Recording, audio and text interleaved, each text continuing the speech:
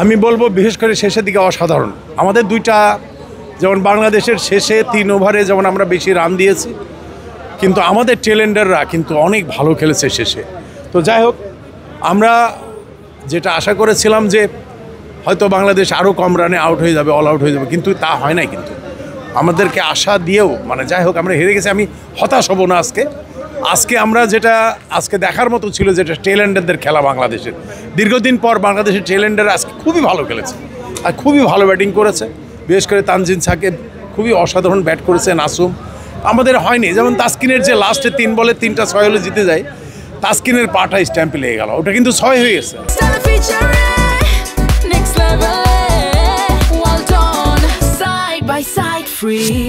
তখন আর 2 বলে 2টা 6 দরকার, তো একটা আরও কিছু হতেও পারতো, বলা তো যায় না, তাই না? তো ক্রিকেট তো এরকম ঘটনা ঘটেই। তো যাই হোক, আমরা হয় না, আমাদের ভাগ্য আজকে একেবারে আমাদের ফেভারে ছিল না।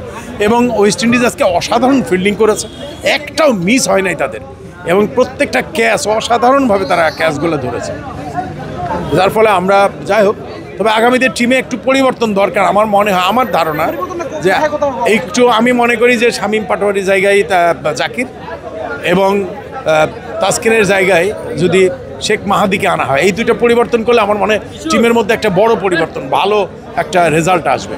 টি-20তে লাস্ট আপনি তো ম্যাচ খুব ভালোভাবে ফলো করেন বাংলাদেশের, বেশ কয়েকটা টি-20 হারার পর এই বাংলাদেশে ফিরে প্রথম টি-20ও হেরে গেছে। আসলে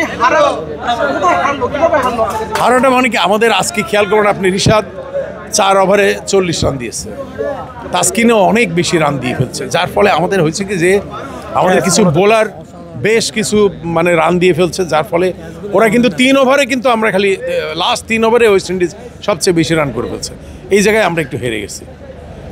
তারপরে তো যাই হোক, আর আমাদের না ফিল্ডিং আমি খুব খারাপ বলবো না, আর একটু ভালো বোলিং হলে আমরা হয়তো আরও ভালো করতাম। লাস্ট 3 ওভারে ওয়েস্ট ইন্ডিজ খুব ভালো ব্যাট, ওরা 100 রান ছিল 17 ওভারে, পরের 3 ওভারে তারা অনেক রান নিয়েছে।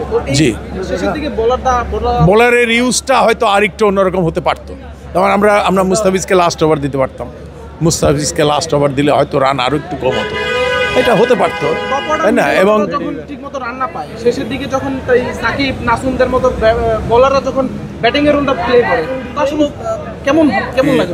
অবশ্যই ভালো লাগে, নিঃসন্দেহে ভালো লাগে, অবশ্যই ভালো লাগে, এটা অসাধারণ, নিঃসন্দেহে অসাধারণ।